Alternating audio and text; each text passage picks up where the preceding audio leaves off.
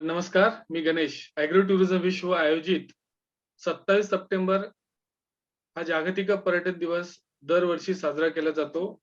जागतिक पर्यटन संस्थेच्या वतीने आणि दरवर्षी ते एक विचार थीम घेऊन ते काम करतात. या वर्षीचा थीम आहे सर्वांगीण विकासासाठी पर्यटन. या विषयावरती गेल्या आपण 4 दिवसापासून त्या क्षेत्रातले मान्यवर बोललेत. आज आपल्या सोबत आहेत अ, दीपक हरणे सर. एमपीडीसीचे ते प्रादेशिक व्यवस्थापक आहेत. आज आपल्याला सर सर्वांगीण विकास पूर्ण पश्चिम महाराष्ट्र, मराठवाडा किंवा महाराष्ट्राचा एकंदरीत सर्वांगीण विकासासाठी पर्यटनाची काय भूमिका आहे, यावर सर आपल्याला मार्गदर्शन करतील. मी हरणे सरांना विनंती करतो, सर आपण विषयाला सुरुवात करावी सर. नमस्कार. आपण 27 सप्टेंबरला पर्यटन दिवस साजरा करतो आणि ॲग्रो टुरिझमच्या प्लॅटफॉर्मवर आपण खूप वर्षांपासून या गोष्टी करतोय. एक निस्वार्थीपणे आपण ॲग्रो टुरिझमसाठी काम करताय, त्याबद्दल आपलं अभिनंदन. आणि आपण या विषयाला थोडं सुरुवात करूयात. सर्वांना माहित आहे की कोविड-19 साथीचा मोठ्या प्रमाणावर सामाजिक आणि आर्थिक परिणाम झाला. विकसित आणि विकसनशील दोन्ही देशांच्या अर्थव्यवस्थांना फटका बसला आणि यामध्ये सर्वात मोठा फटका कुठल्या गोष्टीला बसला तर तो पर्यटनाला. आणि या पर्यटनाला फटका बसल्यामुळे उपेक्षित गट आणि सर्वात असुरक्षित असलेली लोक यांना खूप मोठ्या प्रमाणावर त्याची झळ बसली. आणि या लोकांच्या संघटनेनं UNWTO जागतिक पर्यटन दिवस हा सर्वसमावेशक विकासासाठी पर्यटन अशी टॅगलाईन घेऊन असा पुरस्कार करून सर्व समावेशक पर्यटनाच्या वाढीसाठी लक्ष केंद्रित करण्यासाठी नियुक्त केला. पर्यटनाच्या आकडेवारीच्या पलीकडे पाहण्याची आणि प्रत्येक संख्येच्या मागे एक व्यक्ती आहे ही मान्य करण्याची सध्या संधी आहे. आणि त्यानुसारच मग जागतिक पर्यटन संघटना, संयुक्त राष्ट्राच्या एजन्सी, व्यवसाय आणि व्यक्तींना पर्यटनाची एक अनोखी क्षमता साजरी करण्यासाठी ज्यावेळी हे जग नव्यानं ओपन होईल पर्यटनासाठी, त्यावेळी भविष्याकडं एक पॉझिटिव्ह एनर्जीनं पाहण्याची संधी मिळणार आहे. आणि त्या दृष्टीनं मग सामाजिक, सांस्कृतिक, राजकीय आणि आर्थिक मूल्याची जाणीव ठेवणं आणि शाश्वत विकासासाठी ध्येय गाठणं यासाठी काही योगदान जागतिक पर्यटन संघटना करणार आहे. 2020 मध्ये जवळपास 32 दशलक्ष लोकांना कोरोनानं अत्यंत दारिद्र्यात ढकललं. त्यामध्ये अगदी विकसित देशांमध्ये सुद्धा महिलांना मोठ्या प्रमाणावर याचा त्रास सहन करावा लागला. आणि या साथीच्या रोगामुळं महिला तर झाल्याच, पण पर्यटन क्षेत्रात काम करणारे लोक आणि या महामारीसाठी कोविड योद्धा म्हणून झटणारे लोक सुद्धा या रोगानं प्रभावित झाले. शिवाय कमी पगारावर काम करणारे कामगार, तरुण, वृद्ध, स्वदेशी समुदाय, दिव्यांग लोक यांना अनेक प्रकरणांमध्ये संकटातून परत येण्याची संधी मिळावी यासाठी जागतिक पर्यटन संघटनेनं हा दिवस निश्चित केला आहे. आणि शाश्वत विकासासाठी कोणालाही मागे सोडू नका असं जागतिक पर्यटन संघटनेचं ध्येय आहे. आणि त्यामुळेच मग सर्वसमावेशक विकासासाठी पर्यटन ही भूमिका जाहीर करण्यात आलेली आहे. तर यामध्ये सर्वसमावेशक पर्यटनाचा विकास करण्यासाठी पर्यटन स्थळं, पर्यटन क्षेत्र आणि व्यवसाय या सर्व बाबींमध्ये वचनबद्धता आणि नव्या नव्या कल्पना आणून या पर्यटन क्षेत्राचा विकास करणं शक्य आहे. पर्यटन क्षेत्र ठिकाणच्या पर्यटनाला वाढ देण्यासाठी त्या ठिकाणी मूलभूत सोयी सुविधा करणं, पर्यटन क्षेत्राचा एक भाग बनण्यासाठी वैयक्तिक पर्यटकांना पण त्यामध्ये आकर्षित करणं यासाठी जागतिक पर्यटन संघटना काम करणार आहे. आणि त्यानुसारच महाराष्ट्र पर्यटन महामंडळ आणि महाराष्ट्र शासनाचा पर्यटन विभाग पण काम करतोय. आणि या सर्वांगीण विकासासाठीच मग पर्यटन क्षेत्रामध्ये विविध प्रकारे कशी आपल्याला प्रगती करता येईल याबाबत विचार करावा लागणार आहे. महाराष्ट्र पर्यटन विकास महामंडळाच्या बाबतीत विचार केला तर MTDC ही महाराष्ट्राच्या पर्यटनाच्या विकासासाठी समर्पित केलेली एक संघटना आहे आणि खूप वर्षांपासून साधारणपणे 1975 पासून पर्यटनाच्या विकासासाठी, पर्यटकांना चांगल्या सुविधा देण्यासाठी महाराष्ट्र पर्यटन विकास महामंडळ काम करते. राज्यभरातली अनेक रिसॉर्ट आणि उपाहारगृह MTDC प्रभावीपणे चालवते. त्यामध्ये सहलींची पॅकेजेस देऊन ऐतिहासिक भ्रमंती, साहसी खेळ, समुद्री खेळ असे अनेक थरार अनुभवण्याची संधी पर्यटकांना MTDC न दिलेली आहे.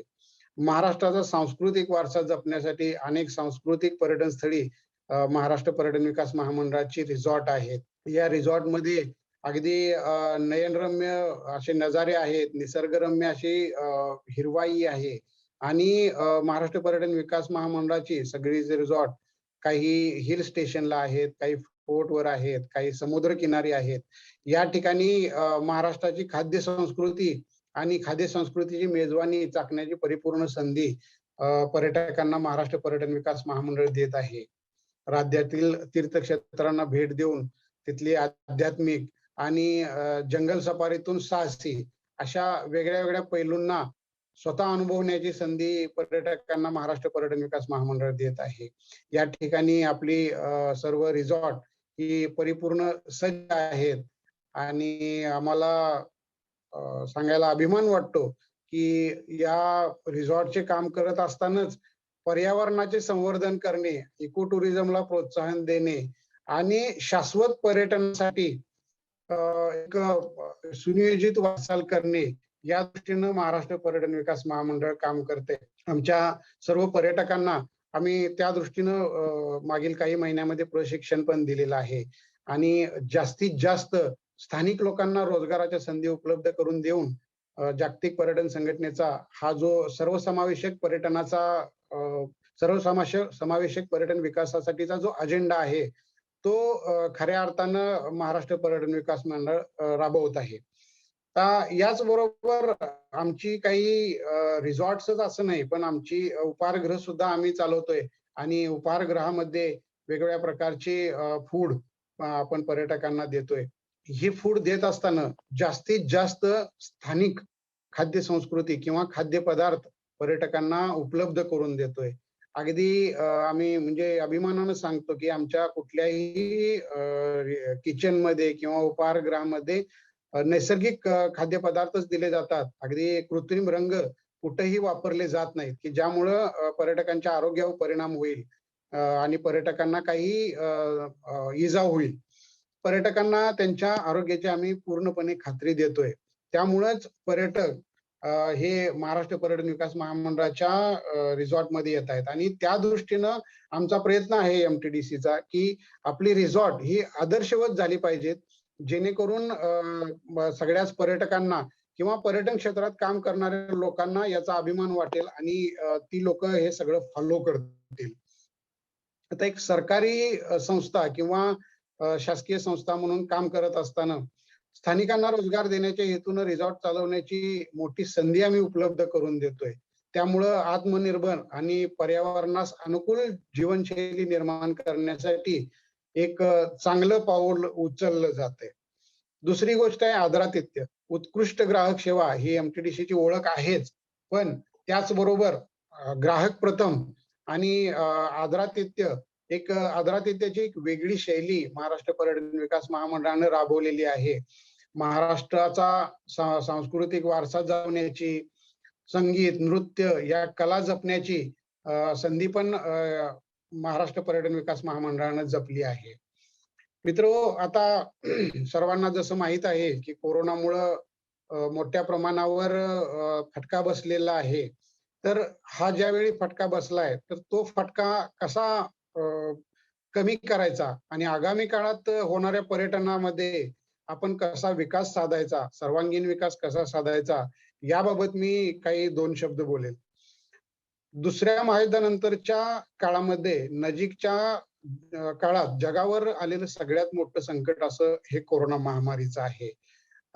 आपला विकसनशील देश सोडाच, पण अगदी विकसित देशांमध्ये सुद्धा भयानक परिस्थिती आहे. त्यामुळं देशाची आर्थिक परिस्थिती बिघडणं, GDP कमी होणं, कामधंदे कमी होणं आणि बेरोजगारी वाढणं या गोष्टी तरी झालेल्याच आहेत. पण आपल्या सरकारांचे प्रयत्न पाहता येत्या जानेवारीपर्यंत ही परिस्थिती थोडीशी सुधारेल आणि पर्यटन नव्यानं वाढ घेईल याची खात्री निर्माण झालेली आहे.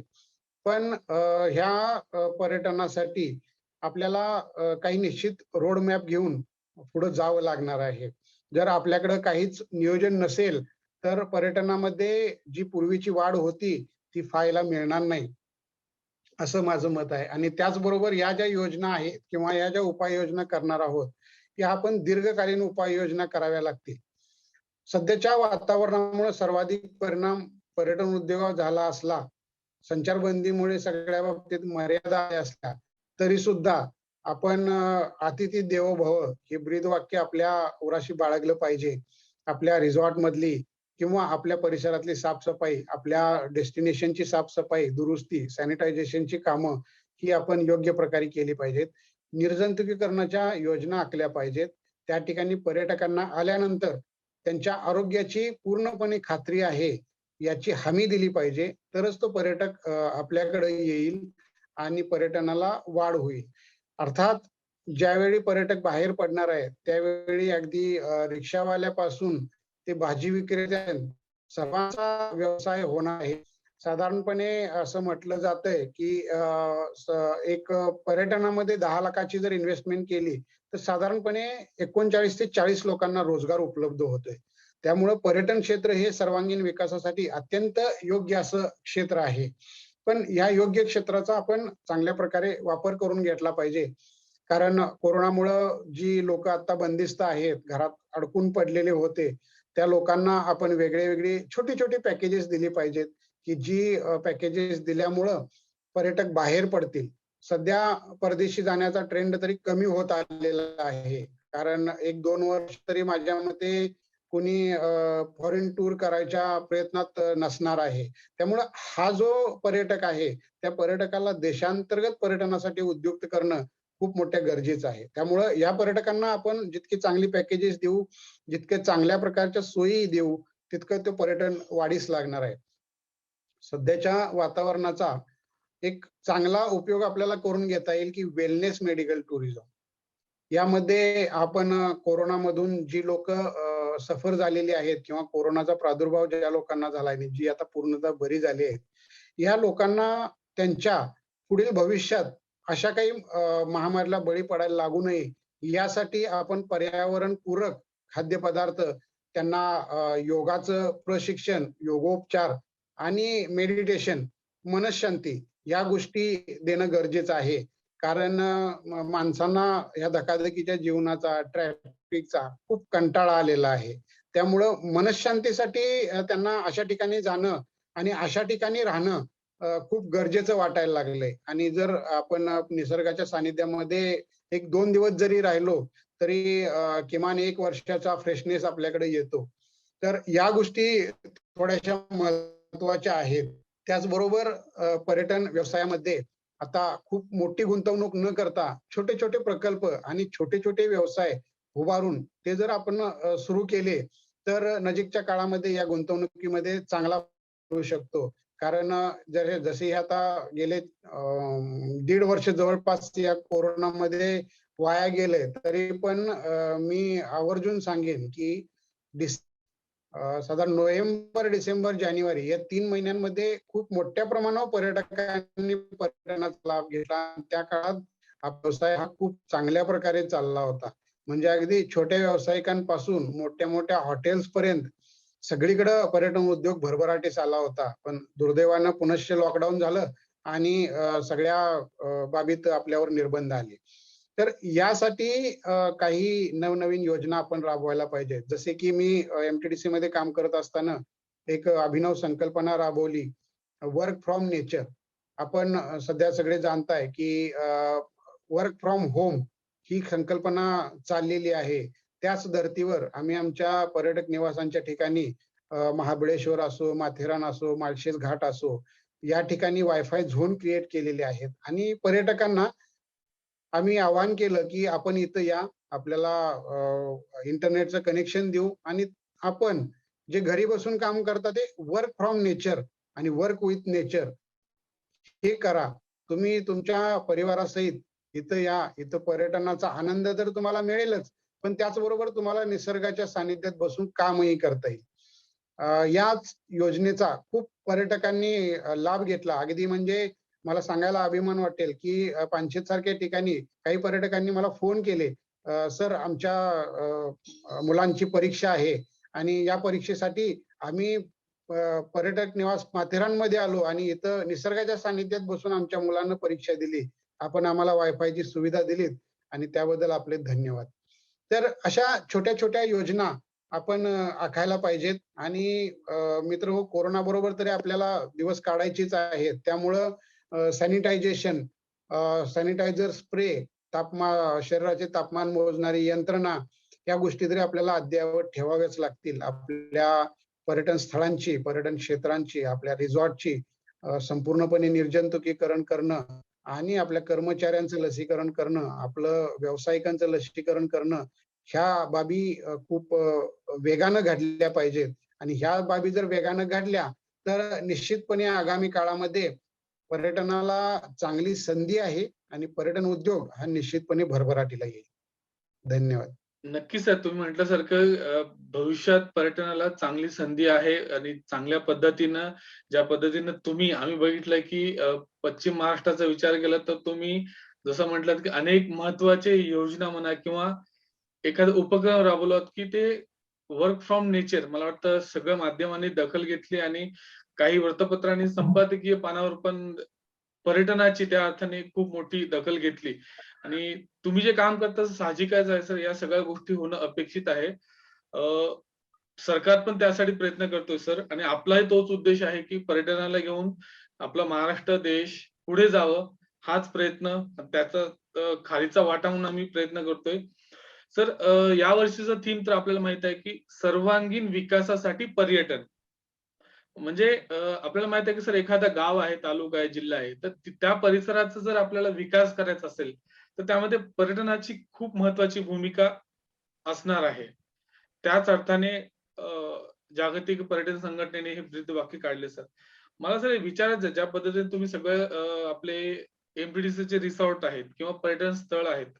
सर असे काही ठिकाणं आहेत का जिथे की ते आपल्या एका पर्यटन रिसॉर्टमुळे त्या संपूर्ण गावाचा किंवा तो परिसराचा विकास झालेला आहे? म्हणजे रोजगार असू द्या किंवा तिथं स्थानिक लोकांना अ, त्या आपल्या रिसॉर्टमध्ये सहभागी करून घेतलं. अशा स्वरूपाचे काही उदाहरणं आहेत का सर?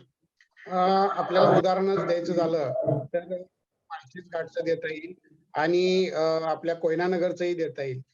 माळशेज घाट रिसॉर्ट असल्यामुळं खूप लोक अगदी मोठ्या प्रमाणावर आपल्या रिसॉर्टमध्ये राहायसाठी पण येतात. कारण आपल्या रिसॉर्टचं जे लोकेशन आहे ते दरीमध्ये आत गेलेल्या एका भागावर जसं खिंड असते अशा प्रकारच्या एका भागावर आपलं रिसॉर्ट आहे. तिथून जो दरीचा व्ह्यू दिसतो किंवा डोंगराचा व्ह्यू दिसतो तो अप्रतिम आहे. धुकं अगदी आपल्याकडे आत येत असतं आणि त्यामुळं मोठ्या प्रमाणावर पर्यटक आपल्या माळशेज रिसॉर्टला भेट देतात आणि त्या अनुषंगानं मग तिथलं पर्यटन वाढीस लागलंय. म्हणजे तिथले धबधबे पाहण्यासाठी लोकं येतात. तिथल्या जेवणासाठी लोकं येतात. तिथली खाद्य संस्कृती वेगळी आहे. खाद्य संस्कृती अनुभवण्यासाठी येतात. मग माळशेजला आल्यानंतर जवळच जुन्नर आहे, लेण्याद्री आहे आणि या गोष्टींसाठी येतात. मग शिवनेरी आहे, चावंड किल्ला आहे, ह्या नाणे घाट आहे. तर या पर्यटन स्थळांना मग ते आपसुकच भेट देतात आणि या ठिकाणी असलेला मग पर्यटन व्यवसाय, मग अगदी छोटा व्यावसायिक असेल, त्याला सुद्धा त्याचा चांगल्या प्रकारे लाभ होतोय. त्यानंतर आलं कोयना नगर. कोयना नगरचं जे आपलं रिसॉर्ट आहे, ते एकदम डॅमच्या व्ह्यूवर आहे. म्हणजे बॅक वॉटरला आहे आणि पूर्ण डॅमचा जो व्ह्यू आहे, तो आपल्या रूममधून बसल्या-बसल्या दिसतो. खूप लोकं आहेत जे आपल्या त्या रूममध्ये राहायला येतात, की आम्हाला डॅमचा व्ह्यू बघायचा आहे आणि यासाठी आम्हाला इथं तुम्ही बुकिंग द्या. मी एक गोष्ट सांगतो, की ज्यावेळी मी कोयना नगरचं उद्घाटन केलं, त्याच दरम्यान एक डॉक्टर होते व्हेटरनरी पाटील. तर ते आले होते आणि त्यावेळी त्यांनी आपल्या हातातून एक बॉक्स आणला होता. ते त्यांच्या आणि 2 मुलं होती. तर त्या बॉक्समध्ये एक छोटी खारुताई होती. तर ती खारुताई त्यांना लॉकडाऊनमध्ये सापडली होती आणि ती कुठं सोडायची? तिला निसर्गाच्या सानिध्यात त्यांना सोडायचं होतं, पण प्रत्यक्षात तसं स्थान मिळत नव्हतं. ज्यावेळी ते निवासमध्ये आले आणि तिथलं वातावरण बघितलं, तिथली हिरवळ बघितली, झाडी बघितली, निसर्ग संपदा बघितली आणि तिथे बायोडायव्हर्सिटी बघितली, तिथल्या खारुताई बघितल्या, या झाडावरून त्या झाडावर उड्या मारल्याने त्यांनी त्याच वेळी निर्णय घेतला, की या खारुताई आपण इथं सोडायचं आणि मग त्यांनी आमच्या प्रत्येक निवासामध्ये ती सोडली. त्यांनी आपली मुलाखत सुद्धा मला दिली आणि आवर्जून सांगितलं, की इथलं जे वातावरण आहे, इथलं जे निसर्गरम्य वातावरण आहे, त्यामुळे आम्ही या खारुताईला इथं सोडतोय. आज त्या रिसॉर्टवर खूप मोठ्या प्रमाणावर रोजगार लोकांना उत्पन्न झालेला आहे. म्हणजे तिथे करतायत, रिसॉर्टमध्ये स्थानिक लोकं काम करतायत. तिथं आम्ही काही ट्रेकची पण सुविधा करून दिली. त्यामुळे त्या लोकांना रोजगार उपलब्ध झालेला आहे. स्टँड पासून आपल्या रिसॉर्टपर्यंत येण्यासाठी काही रिक्षा व्यावसायिक पण आहेत. ती लोकं तिथं आणून सोडतात. त्या लोकांना रोजगार उपलब्ध झालेला आहे. त्याचबरोबर अजून बऱ्याचशा गोष्टी ज्या आहेत, त्या विकत घेण्यासाठी पण ती लोकं थांबतात. तिथं भेटी देतात वेगवेगळ्या स्थळांना. तिथला ओझरडे धबधबा आहे, त्याला भेट देतात. म्हणजे आपण ज्या पर्यटन स्थळांवर रिसॉर्ट केलेले आहेत, त्या पर्यटन स्थळाच्या रिसॉर्टमुळे सुद्धा मोठ्या प्रमाणावर पर्यटनामध्ये वाढ झालेली आहे. नाही, नक्कीच सर. तो वाढ होणं अपेक्षित आहे. तरच मला वाटतं, की रोजगाराची संधी आपण म्हणतोय, ते निर्माण होईल. अ, सर ज्यावेळेस आपण सर्वांगीण विकासासाठी पर्यटन म्हणतो, हे तर चांगलीच गोष्ट आहे. पर्यटनामुळे एखादा परिसराचा जर चांगला सर्वांगीण विकास होत असेल तर अपेक्षित आहे. पण असे काही सर महाराष्ट्रातले पर्यटन ठिकाण आहेत, काही मूलभूत सुविधा नाहीत किंवा अगदी रिसॉर्ट अनेक आहेत. तर त्यासाठी सर आधी आपल्याला पर्यटनाचा खऱ्या अर्थाने सर्वांगीण विकास करावा लागेल. म्हणजे प्रशिक्षण असू द्या किंवा एखाद्या गाईडची आवश्यकता आहे. म्हणजे शासन सर याच्यामध्ये या पूर्ण जे काही आपण म्हणतोय की सामुदायिक आहेत, काय म्हणतो कम्युनिटी, त्या गावात, त्या वाड्यामध्ये, पाड्यामध्ये अशा लोकांसाठी जास्तीत जास्त स्थानिक समुदाय या पर्यटनामध्ये सहभाग घेण्यासाठी शासन म्हणजे एम पर्यटन विभाग किंवा काय अशा काही योजना आहेत किंवा उपक्रम आहेत किंवा स्कीम आहेत, तर त्याचा फायदा स्थानिक लोकांना होईल आणि इनडायरेक्टली, डायरेक्टली गावाचा, त्यांचा, कुटुंबाचा सगळ्यांचा विकास होईल. असे काही उपक्रम, योजना? निश्चितच आहेत. पर्यटन विभाग आणि महाराष्ट्र शासनानं बरीच धोरणं जाहीर केलेली आहेत. टुरिझम पॉलिसी 2016च्या अंतर्गत पण काही योजना आहेत. एम-टी-डी-सीची बेड एंड ब्रेकफास्ट योजना आहे, जी स्थानिक लोकांना प्रोत्साहन देण्यासाठी योजना आहे, की मग एखाद्या पर्यटन स्थळाच्या ठिकाणी आता एम-टी-डी-सी प्रत्येक ठिकाणी जाऊन रिसॉर्टची सोय नाही करू शकत. पण मग त्या पर्यटन स्थळाच्या ठिकाणी आलेल्या पर्यटकांना राहायची संधी उपलब्ध करून द्यायची. त्यांच्या जेवणाची सोय करायची. म्हणजे न्याहारी आणि निवास.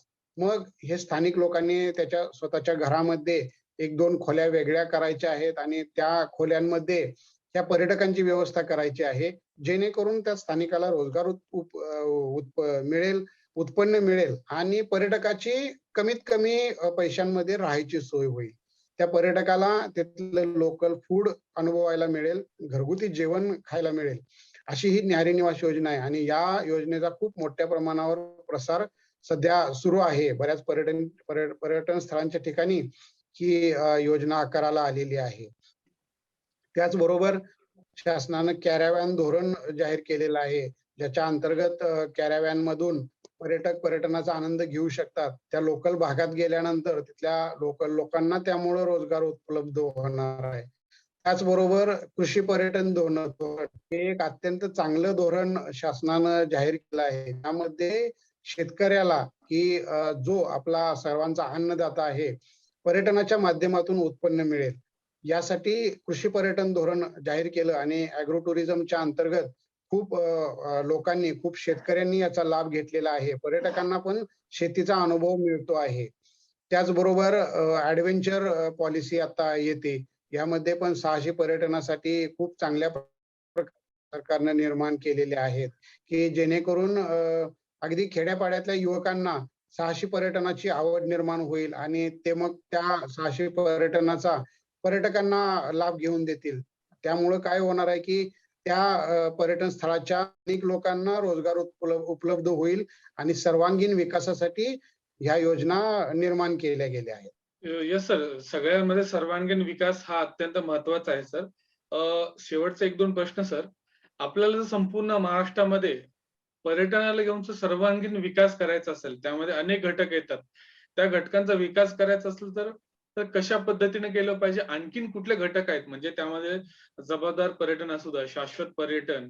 म्हणजे ज्यावेळेस एक पर्यटक म्हणून ज्यावेळेस एखादी व्यक्ती फिरतो, तर कशा पद्धतीने त्याची काय जबाबदारी असणार आहे? किंवा आपला जिल्हा, आपली तालुका किंवा आपल्या जिल्ह्यात आपल्या विदर्भात, मराठवाड्यात, कोकणात हे संपूर्ण परिसर आपला आहे.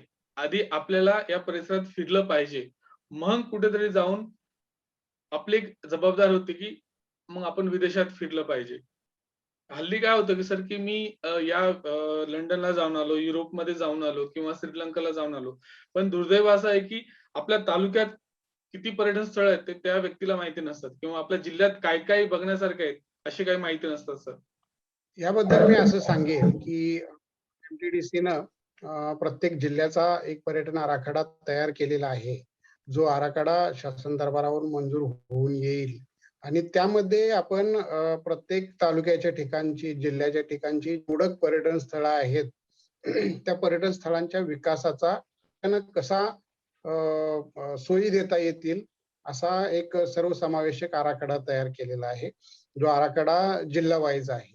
पण ज्यावेळी पर्यटक अशा निसर्गरम्य ठिकाणी जातात, किल्ल्यांवर जातात, त्यावेळी पर्यटकांची पण जबाबदारी असते, की अशा ठिकाणी किल्ल्यांच्या ठिकाणी, निसर्गरम्य ठिकाणी, जंगलांच्या ठिकाणी मद्यपान करू नये किंवा मांसाहार करू नये. या काही छोट्या-छोट्या गोष्टी आहेत, त्या पर्यटकांनी भान बाळगलं पाहिजे.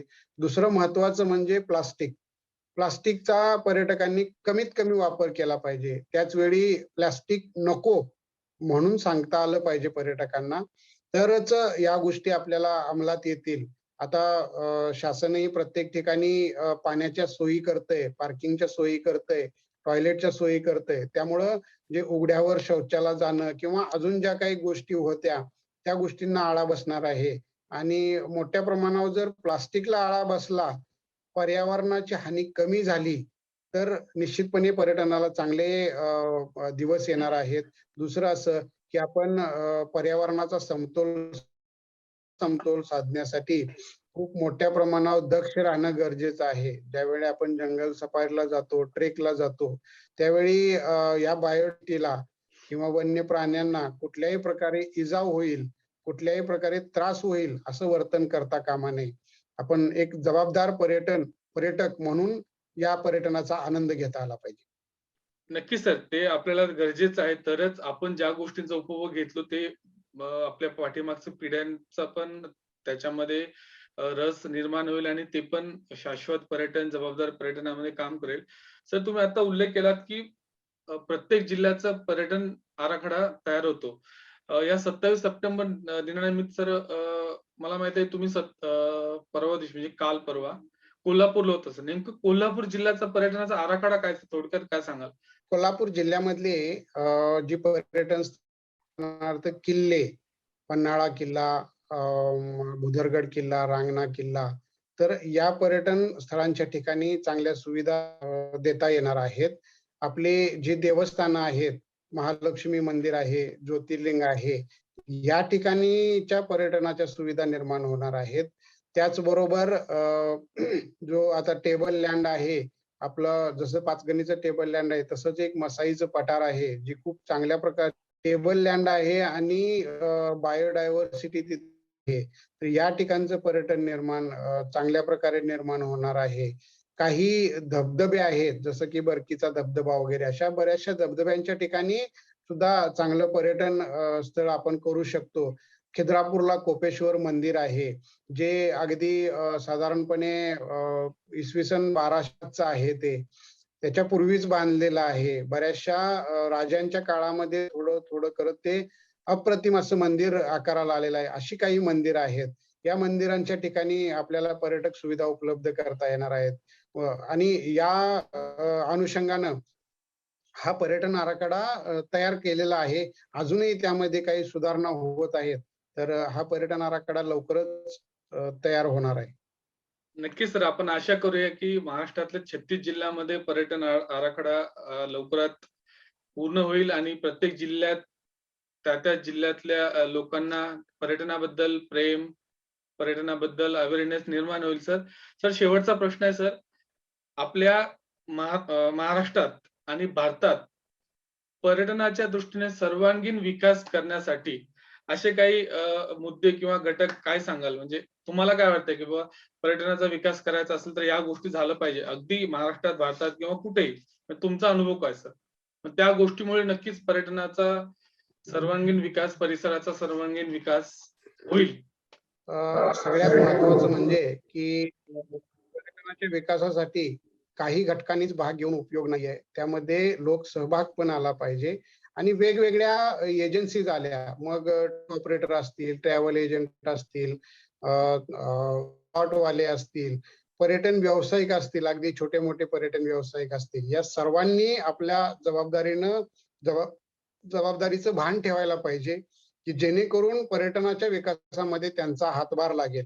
दुसरं महत्वाचं असं, की या पर्यटन स्थळांच्या ठिकाणी जाण्यासाठी जे रस्ते, आता माझ्या मते सरकारने महत्वाकांक्षी असे काही प्रकल्प पण हाती घेतलेले आहेत. उदाहरणार्थ अष्टविनायक सर्किटला जोडण्यासाठी जे रस्ते, हे सर्वसमावेशकपणे शासन करत आहे.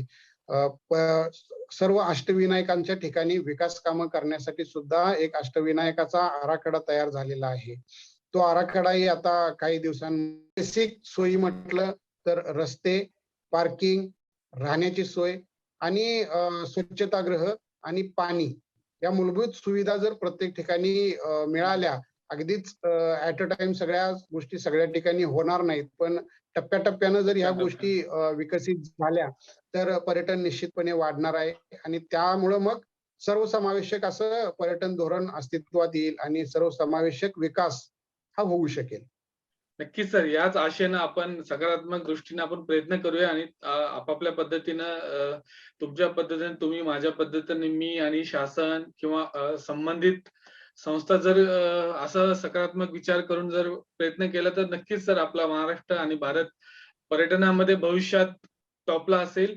या आशेसह आपण इथं कार्यक्रम थांबवूया आणि सर तुमचे खूप खूप आभार.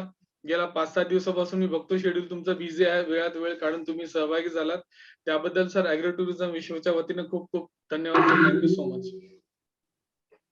धन्यवाद. Thank you sir. Thank you.